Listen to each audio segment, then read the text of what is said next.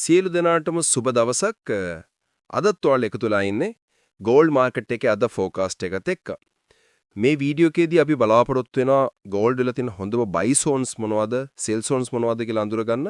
ඒ සෝන්ස් වලට ප්‍රයිස් එක ආවට පස්සේ කොහොමද මාකට් එකේ ඕඩර් එකකට එන්ටර් වෙන්නේ කියන එකත් පිළිබඳ පැහැදිලි අවබෝධයක් ඔයාලට ලබා දෙන්න. මේ වීඩියෝ එකත් එක්ක එකතු වෙලා හිටියොත් අද දවසේ වැඩ බොහොම ලේසියෙන් ඔයාලට වරද්දන්නේ නැතුව ට්‍රේඩ් වලට එන්ටර් වෙන්න පුළුවන්. එහෙනම් ඔයාලා සාදරයෙන් පිළිගන්නවා අපේ YouTube channel එක Trading with WebRDD. හොඳයි. එහෙනම් අපි බලමු ඊයේ දවසේ කොහොමද මාකට් එකේ හැසිරීම සිද්ධ වුනේ කියන එක. අපිට පේනවා ඊයේ අඟහරුවාදා දවසේ ලොකු bearish candle එකක් ආවා. මෙන්න මේ bearish candle එකක් එයි කියන එක අපි කලින් ඉඳන්ම දැනගෙන හිටියා. මොකද මාකට් එකේ තිබ්බ ලොකු අසමතුලිතතාවයක්. මෙන්න මේ අසමතුලිතතාවය ගොඩක් වෙලාවට අවශ්‍ය වෙනවා සමතුලිත කරන්න. ඔයාලට බොහොම පැහැදිලිවම පේනවා මේ ඩේලි chart එකේදී 20යි EMA line එකත් මෙන්න මේ බදාදා අද දවස සඳුදා දවසත් අතර ලොකු පරතරයක් තිබ්බා. මෙන්න මේ පරතරය තමයි අසමතුලිතතාවයේ හේතු වෙලා තිබ්බේ. මේ අසමතුලිතතාවය සමතුලිත කිරීමක් තමයි ඊයේ දවසේ ඔයාලා දැක්කේ. මේක හැබැයි බොහොම වේගෙන් අපි කිසිම කෙනෙක් හිතපු නැති ආකාරයේ දවසකින් සිද්ධ වුණා. ඒක තමයි මෙතන සිද්ධ වෙච්ච විශේෂත්වය. ඔයාලා බැලුවොත් මගේ ඉංග්‍රීසි නාලිකාවේදී YouTube channel එකේ අපි බොහොම පැහැදිලිවම මේ පිළිබඳව ඉදිරිපත් කරා. පහුගිය ඉරින්දා නිකුත් කරපු weekly chart එකේ ඔයාලට පෙන්වා ඇති මම බොහොම පැහැදිලිව මෙන්න මේ පහළට තමයි එනවා කියන එක පැහැදිලිව සඳහන් කරා. හොඳයි. එහෙනම් අපි මෙතනින් එහාට අපි කොහොමද ට්‍රේඩ් කරන්නේ කියන එක ගොඩක් වැදගත් වෙනවා. අපි ඉදිරි දිනවලදී මේක කොහොමද මේ මාකට් එකත් එක්ක අපි ගනුදෙනු කරන්නේ කියන එක. මෙවැනි අවස්ථාවක් මීට කලින් එළඹිලා තිනවා අගෝස්තු මාසේ. ඔයාලට පේනවා ඇති අගෝස්තු මාසෙත් එක දිගට දින දෙකක් විතර තිබිලා තිනවා. නමුත් අපි බැලුවොත් මේ අප් ට්‍රෙන්ඩ් එකක් තිබිලා මාකට් එක මෙන්න මේ වගේ ස්ථානයකට ඇවිල්ලා වෙදුනට පස්සේ ඔයාලට පේනවා ඇති සාමාන්‍යයෙන් දින 10ක දින 12ක් විතර කාලයක් ප්‍රයිස් එක EMA එකේ තිබිලා තිනවා. ඊ වගේම මෙතනදී නම් දින 3කින් විතර ආපහු තිනවා. එහෙනම් මේ හැසිරීම අපිට නිශ්චිත වශයෙන්ම මෙන්න මෙච්චර කාලයක් මෙතන කන්සොලිඩේට් වෙයිද නැත්නම් ප්‍රයිස් එක පහළට උඩට ආපහු නැවත යයිද කියන එක පිළිබඳව අපිට නිගමනයකට එළඹෙන්න බෑ. හොඳයි. එහෙනම් මම දැන් පැය 4 chart එකට යනවා. පැය 4 chart එකේ වඩ පේනවා ඇති තාම EMA lines ටික තියෙන්නේ ආරෝහණ පිළිවෙලට. එහෙනම් මේක තාමත් අපිට කියන්න පුළුවන් මාකට් එක තියෙන්නේ අප් ට්‍රෙන්ඩ් එකක.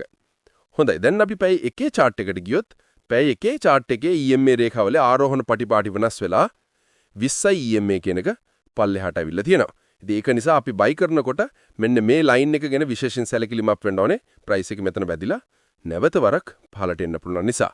හොඳයි. දැන් මම බලාපොරොත්තු වෙන්නේ පැය 4 chart එකේ අද දවසේ support and resistance මොනවාද අඳින්න තියෙන්නේ කියලා. ඊට කලින් මම කැමති මෙන්න මේ තියෙන setups ඉවත් කරන්න.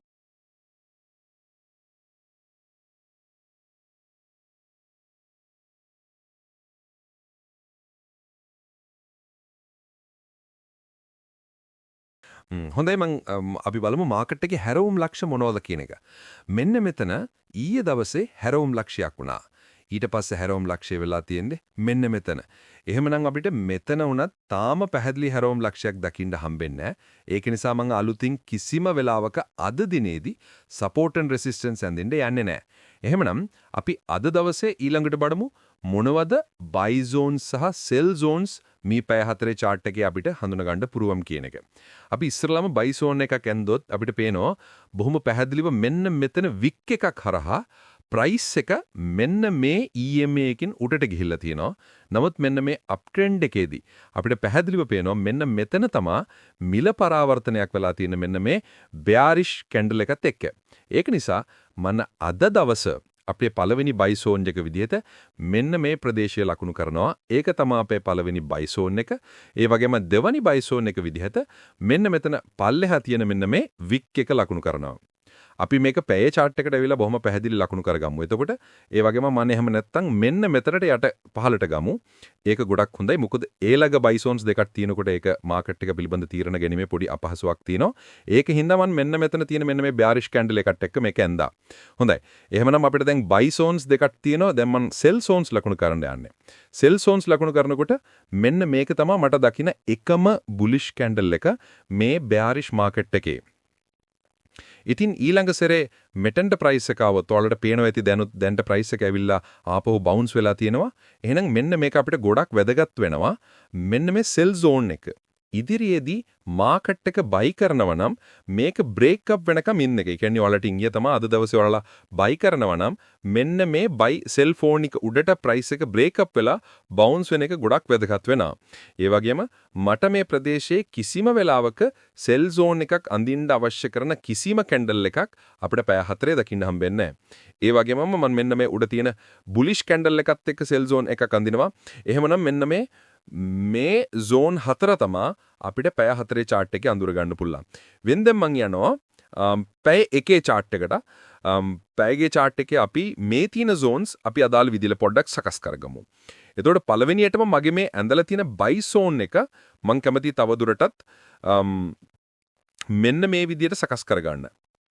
ඔයාලට පේනවා ඇති මෙන්න මෙතන ලොකු අප් ට්‍රෙන්ඩ් එකක් ගිල්ලා තියෙනවා මෙන්න මේ බෑරිෂ් කැන්ඩල් එකත් එක්ක. ඒක නිසා මම ඒක ලකුණු කරගන්නවා. ඒ ඒරියා එක එවුනාට මේක මම ඒ විදිහටම අපි තියාගමු. එන්න මෙතන තියෙන බෑරිෂ් කැන්ඩල් එකත් එක්ක. හොඳයි.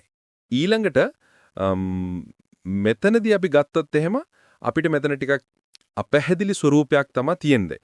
එතකොට මේ ඩවුන් ට්‍රෙන්ඩ් එකේ එක්ක අපිට අවසානයේදී හම්බෙන බුලිෂ් කැන්ඩල් එක තමයි මෙන්න මේක.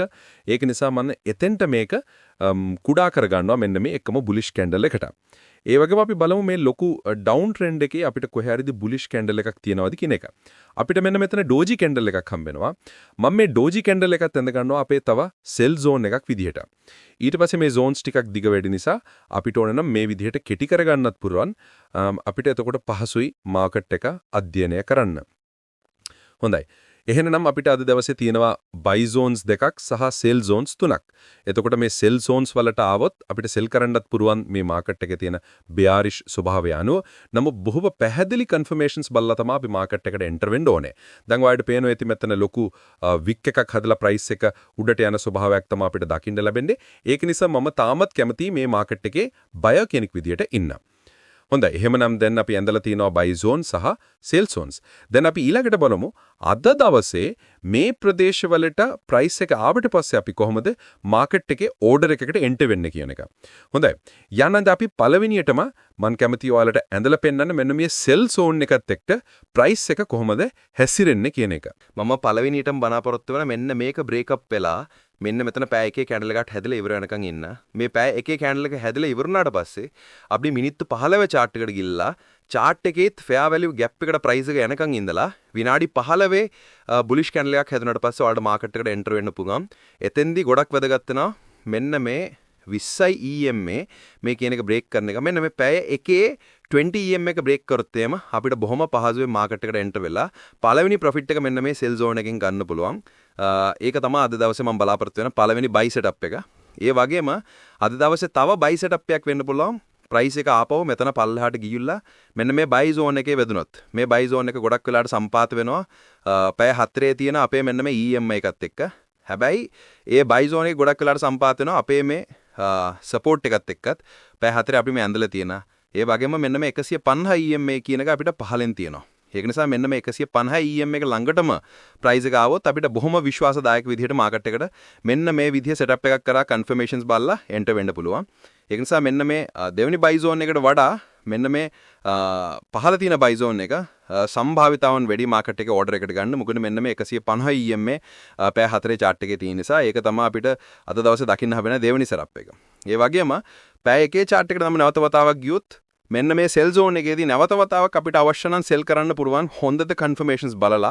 ඒක confirmations බලනකොට අපි බලන්න ඕනේ මේ 20 EM කියන එකත් මෙන්න මේකට සමපාත වෙලා තියෙනවාද කියන එක. එහෙම වුණොත් අපිට බොහොම පහසුවෙන් මෙන්න මෙතන liquidity ගාලා liquidity ගත්තට පස්සේ confirmations බලලා 15 මිනිත්තුවේදී enter වෙලා මෙන්න මෙතෙන්ට එනකන් ඔයාලගේ take profit එක තියන්න පුළුවන්. මේ දේවල් තමයි අද ප්‍රධාන වශයෙන්ම අපිට දකින්න ලැබෙන setups. මොකද අද market එකේ ස්වරූපී MPDම වෙනස් වුණා. මෙච්චර කාලයක් market එක buy ආකාරයෙන් තිබුණේ. නමුත් මම තවමත් විශ්වාස කරනවා මේ market එකේ buy කරන්න පුළුවන්. අපිට බයි කරන්න පුළුවන් මෙන්න මේ සෙල් zone එක බ්‍රේක් වෙලා උඩට ගියොත් එහෙම කන්ෆර්මේෂන්ස් බලලා. එතකොට මෙන්න එහෙම බ්‍රේක් වෙලා උඩට යනකොට ඔයාලා බලන්න බොහොම පැහැදිලිව බලන්න මෙන්න මේ 20 EMA 20 EMA කියන එකත් එක්ක කොහොමද මේ මිල සමපාත වෙන්නේ කියන එක.